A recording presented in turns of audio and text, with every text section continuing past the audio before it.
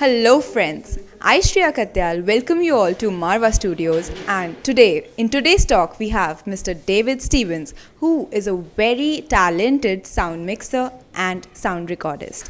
So let's know something about sound recording and sound mixing from sir. Hi sir, welcome. Hi. Please tell us something about sound mixing and sound designing.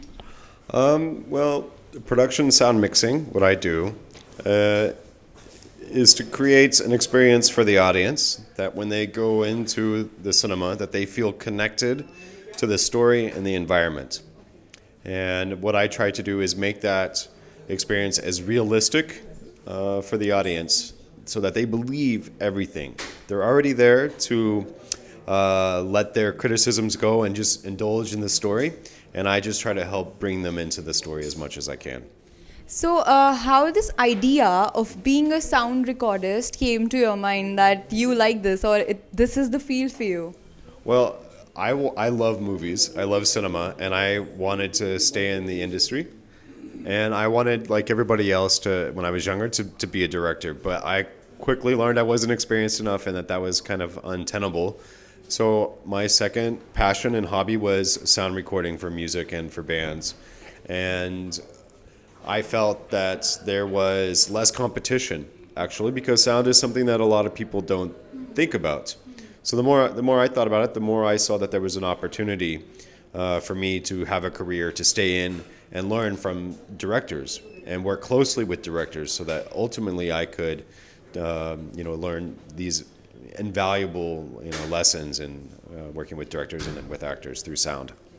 So, would you like to share your very first experience with us? Yeah, your very first experience. My very first experience. With this field. Um, Same era. My very first experience in this field was doing student films at the University of Oklahoma and sneaking into the equipment rooms and checking things out over the weekend and going out with my friends and making little sections of short films and then editing on the side and hopefully putting something together. But my first big job experience happened when I was quite young. I was 24 when I did my first feature film. And it just so happened that I was from a rural area in the United States. And so there weren't many other options except for me. I was the only one competing for the job. So I got this big movie opportunity that was coming to shoot in my home state. And I just kind of went for it, not knowing what was going to happen. And I got very terrified the first week when some of the equipment started malfunctioning and the actors were asking me more intimate questions than I expected. So I kind of got freaked out, but I settled and I kept going and I put my head down and I just worked through it and I learned a lot of valuable lessons the first time. So my first experience was one really kind of terrifying situation where I thought I was working with these older people and I didn't belong because I was too young or too inexperienced. But I quickly learned that's not the case. Yeah, if you do your research and you know your data and your information, then you'll be okay. So there must be some mentors or some people who must have inspired you to take that step ahead. The irony is that my motivation to pursue this career came from an Indian sound engineer from Bombay that showed up in Oklahoma in the United States, and he mentored me on one project. So it's a very strange. His name is Giles Khan. Yeah, he's currently in Tokyo, but he's a Bandra boy. He was a son of an Air India pilot, and he had got into sound engineering at New York University. So he came to Oklahoma on a project, and I saw his lifestyle, and I thought, this guy loves what he does. He's happy. He's traveling all over the world. He's recording beautiful sounds, exotic and interesting things. I said, maybe this is something that I want to do as well. Yeah, when your passion becomes your career, nothing is better than that. So that's the best life you can have. Well, I have heard that you have recorded sounds at peculiar places, I must say, like Amazon and Himalayas also. So how was that experience and what kind of sounds did you get there? And just share something. Yeah, so I have recorded in every environment in the world except for Antarctica. Deserts, the Amazon rainforest, and remote places like Bhutan and the Himalayas. Just returned back from Himachal and Kashmir and Jammu recording there. So, wildlife sounds. I always try to capture the environment. Is birds, distinct birds I'm looking for.